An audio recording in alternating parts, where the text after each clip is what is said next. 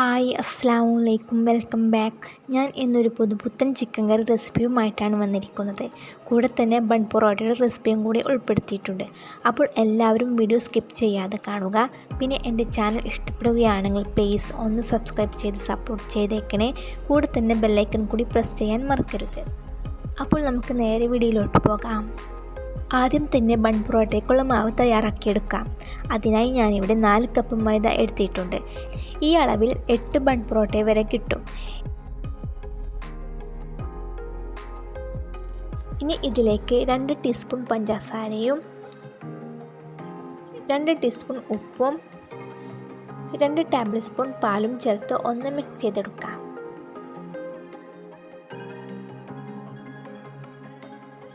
അങ്ങനെ ഇത് മിക്സ് ചെയ്തെടുത്തിട്ടുണ്ട്. ഇനി ഇതിലേക്ക് 2 മുട്ട പതപ്പിച്ചത് ചേർത്ത് കൊടുത്ത് വീണ്ടും മിക്സ് ചെയ്തെടുക്കാം. ഇനി കൈകൊണ്ടാണ് കേട്ടോ മിക്സ് ചെയ്തെടുക്കേണ്ടത്. പിന്നെ കൈവിരലിൽ മോതിരമൊക്കെ ഉണ്ടെങ്കിൽ അതൊക്കെ ഊരി വെച്ചിട്ട് വേണം മാവ് കുഴച്ചെടുക്കാൻ. അല്ലെങ്കിൽ മോതിരത്തിനിടയിൽ ഇരിക്കുന്ന അണുക്കൾ മാവിലേക്ക് വരാനും മാവിൻ്റെ അംശം മോതിരത്തിൽ പിടിക്കാനും സാധ്യതയുണ്ട്. അല്ലെങ്കിൽ ഗ്ലൗസ് ഉണ്ടെങ്കിൽ അത് ഉപയോഗിക്കാവുന്നതാണ്. ഇനി ഇതിലേക്ക് കുറേശ്ശെയായി വെള്ളം ചേർത്ത് കൊടുത്ത് കൈകൊണ്ട് കുഴച്ചെടുത്ത് വരാം. ഏകദേശം 1/4 കപ്പ് വെള്ളമാണ് കുഴച്ചെടുക്കാൻ ആവശ്യം വരിക. അപ്പോൾ ഇത് നന്നായിട്ട് തന്നെ കുഴച്ചെടുക്കാം. പൊറോട്ടയ്ക്കുള്ള മാവ് നല്ല സോഫ്റ്റ് ആകുന്നത് വരെ 15 മിനിറ്റ് കുഴച്ചെടുക്കണം. 2 രീതിക്ക് മാവ് കുഴച്ചെടുക്കാൻ പറ്റും. ഒന്ന് ഇതുപോലെ വലിച്ചും കീറിയും കുഴച്ചെടുക്കാം.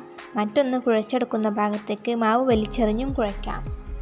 അതുപോലെ കുഴച്ചെടുക്കുന്ന പാത്രത്തിനടിയിൽ കിച്ചൺ ക്ലീനിങ്ങായി ഉപയോഗിക്കുന്ന സ്പോഞ്ച് വൈപ്സ് ഉണ്ടല്ലോ, അതുപയോഗിച്ചിട്ട് കുഴച്ചെടുക്കാം. ഉപയോഗിക്കാത്ത വൈപ്സാണ് കേട്ടോ. ഇങ്ങനെ വെച്ച് പാത്രത്തിൽ മാവ് കുഴച്ചെടുത്താൽ ഒട്ടും പാത്രം തെന്നിപ്പോകില്ല. അതുപോലെ നമുക്ക് ഒട്ടും ബുദ്ധിമുട്ടില്ലാതെ തന്നെ കുഴച്ചെടുക്കാനും സാധിക്കും. ഇപ്പോൾ മാവ് നന്നായി സോഫ്റ്റ് ആയിട്ടുണ്ട്. ഇനി ഇതൊരു ബൗളിലേക്ക് വെച്ച് കൊടുക്കാം. മാവ് ഡ്രൈ ആകാതിരിക്കാൻ വേണ്ടി 2 ടേബിൾ സ്പൂൺ ഓയിൽ ചേർത്ത് കൊടുക്കുന്നുമുണ്ട്. സൺഫ്ലവർ ഓയിലാണ് കേട്ടോ ചേർത്ത് കൊടുക്കുന്നത്. ഇനി ഇതൊരു 2-3 മണിക്കൂർ റെസ്റ്റ് ചെയ്യാൻ വെക്കാം. ഒട്ടും എയർ കടക്കാത്തക്ക രീതിയിൽ ഒരു നനഞ്ഞ തുണി വെച്ച് മൂടി കൊടുക്കാം. ആ സമയം കൊണ്ട് നമുക്ക് ചിക്കൻ കറി ഉണ്ടാക്കിയെടുക്കാം. ചിക്കൻ കറി ഉണ്ടാക്കിയെടുക്കാൻ വേണ്ടി ആദ്യം തന്നെ ഒരു മിക്സി ജാറിലേക്ക് വറുത്തെടുത്ത 1 ടീസ്പൂൺ പെരുംജീരകവും 3 ടേബിൾ സ്പൂൺ വീതം കുരുമുളകും എള്ളും ചേർത്ത് അരച്ചെടുക്കണം. ഈ കറുത്ത എള്ളിന് അറബിയിൽ സിംസമൽ അസ്വദ് എന്നാണ്. ആ പേര് തന്നെയാണ് ഈ ചിക്കൻ കറി റെസിപ്പിക്ക് ഇട്ടിരിക്കുന്നത്. അപ്പോൾ പേര് കേട്ട് ആരും ഞെട്ടണ്ട കേട്ടോ.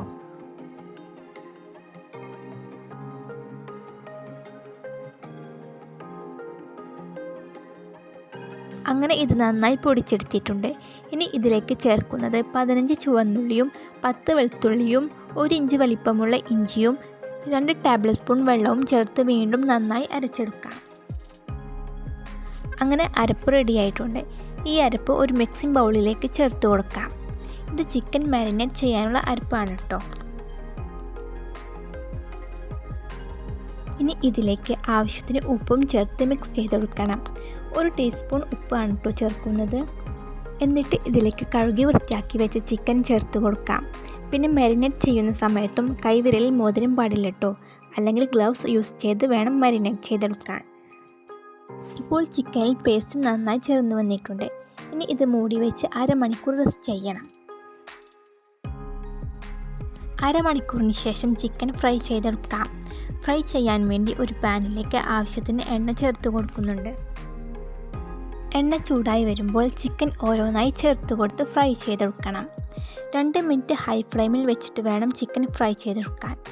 ചിക്കനിലുള്ള അപകടകാരിയായ സാൽമോണല്ല എന്ന ബാക്ടീരിയ നശിച്ചു പോകാനാണ്. അതിനുശേഷം മീഡിയം ഫ്ലെയിമിൽ വെച്ച് ഫ്രൈ ചെയ്തെടുക്കാം. ഇപ്പോൾ ചിക്കൻ ഒരു വശം ഫ്രൈ ആയിട്ടുണ്ട്. ഇനി ഇത് തിരിച്ചിട്ട് കൊടുത്ത് വീണ്ടും ഫ്രൈ ചെയ്തെടുക്കാം.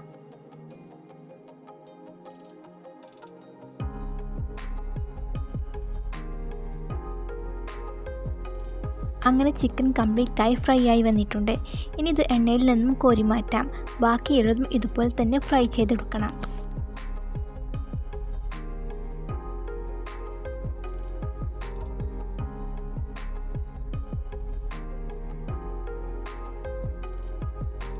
ബാക്കിയുള്ള ചിക്കനും ഫ്രൈ ആയിട്ടുണ്ട്. ഇനി ഈ ഫ്രൈ ചെയ്തു വെച്ച ചിക്കനിലേക്ക് 1/2 കപ്പ് ചൂടുവെള്ളം ചേർത്ത് കൊടുക്കാം. ഗ്രേവി ആവശ്യമുള്ളവർക്ക് 1 കപ്പ് ചൂടുവെള്ളവും ചേർക്കാവുന്നതുമാണ്.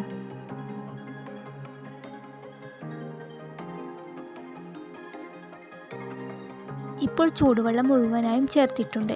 ഇനി ഇളക്കി കൊടുത്ത് മൂടി വെച്ച് മീഡിയം ഫ്ലെയിമിൽ വെച്ച് തന്നെ വേവിച്ചെടുക്കാം.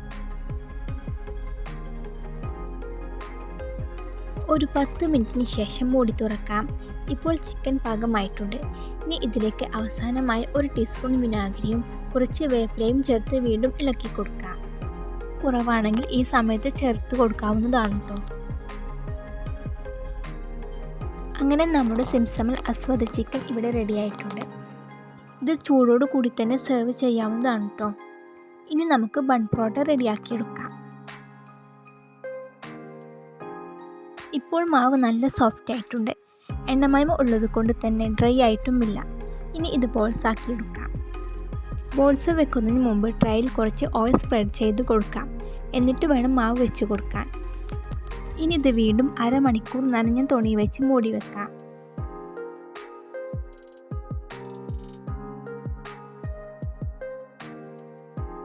ഇപ്പോൾ അരമണിക്കൂർ കഴിഞ്ഞിട്ടുണ്ട്. ഇനി ഓരോ ബോൾസും പരത്തിയെടുക്കണം.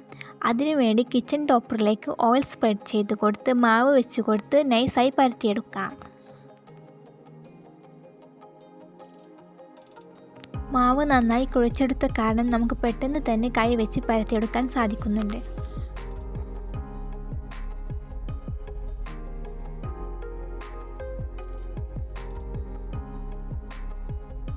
അങ്ങനെ ഇത് നന്നായി പരത്തിയെടുത്തിട്ടുണ്ട്. ഇനി നമുക്ക് ഒരു വശത്തു നിന്ന് ഇതുപോലെ എടുത്ത് മടക്കി വെക്കാം. ശേഷം മറ്റേ വശവും ഇതുപോലെ തന്നെ മടക്കി കൊടുക്കാം. എന്നിട്ട് ഇതുപോലെ റോൾ ചെയ്തെടുത്തു വരാം. റോൾ ചെയ്തെടുത്തു കഴിഞ്ഞാൽ ഇങ്ങനെ പ്രസ് ചെയ്തെടുക്കാം. അങ്ങനെ പൊറോട്ടയ്ക്കുള്ള ഷേപ്പ് റെഡി ആയിട്ടുണ്ട്. ഇനി നമുക്ക് വീണ്ടും പരത്തിയെടുക്കണം.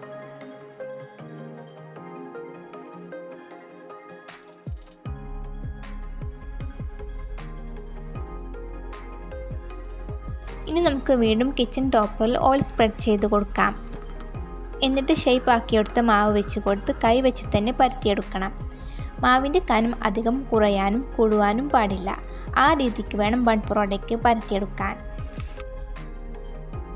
അങ്ങനെ പരത്തിയെടുത്ത മാവ് റെഡിയായിട്ടുണ്ട്. ഇനി നമുക്കിത് ചുട്ടെടുക്കാം. ചുട്ടെടുക്കാൻ വേണ്ടി ചൂടായ പാനിലേക്ക് കുറച്ച് ഓയിൽ സ്പ്രെഡ് ചെയ്ത് കൊടുക്കാം.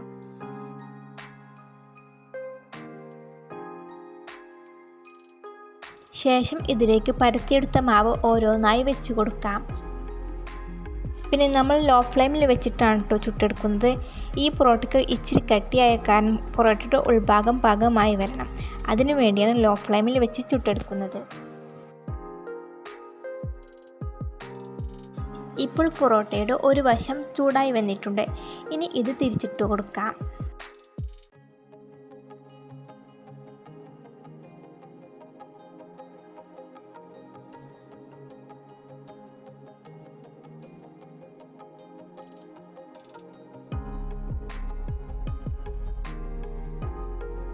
അങ്ങനെ ഈ ഒരു വശവും പാകമായിട്ടുണ്ട്. ഇനി ഇത് വീണ്ടും തിരിച്ചിട്ട് കൊടുത്ത് ചുട്ടെടുക്കണം. അതുപോലെ പൊറോട്ടയുടെ സൈഡ് വശവും ഇങ്ങനെ വെച്ച് കൊടുത്ത് മൊരിപ്പിച്ച് കൊണ്ടുവരാം.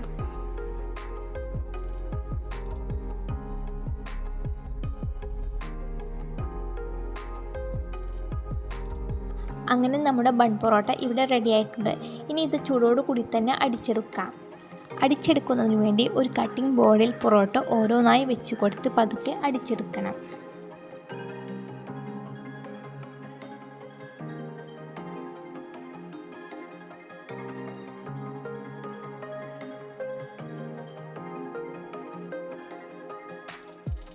ബൺ പൊറോട്ടയും ചിക്കൻ കറിയും ചൂടോട് കൂടി തന്നെ സെർവ് ചെയ്യാം. നല്ല കിടിലൻ ടേസ്റ്റാണ് കേട്ടോ. പിന്നെ ചിക്കൻ കറി ഉണ്ടാക്കിയിരിക്കുന്നത് നല്ല ആരോഗ്യപരമായ രീതിയിലാണ്. ചിക്കൻ കറിയിൽ കുരുമുളക് ഉള്ളത് കൊണ്ട് കൊളസ്ട്രോൾ നിയന്ത്രിക്കാനും സാധിക്കും. അപ്പോൾ എല്ലാവരും ഈ റെസിപ്പി ട്രൈ ചെയ്ത് നോക്കുക. എന്നിട്ട് നിങ്ങളുടെ കമൻറ്റ്സ് അറിയിക്കാനും മറക്കരുത്. പിന്നെ ഈ വീഡിയോ ലൈക്ക് ചെയ്യുക. നിങ്ങളുടെ ഫ്രണ്ട്സിനും റിലേറ്റീവ്സിനും എല്ലാവർക്കും ഷെയർ ചെയ്ത് കൊടുക്കുക. അപ്പോൾ ഇൻഷാ അല്ലാഹ് നല്ലൊരു റെസിപ്പിയുമായിട്ട് നമുക്ക് നാളെ കാണാം. ബൈ.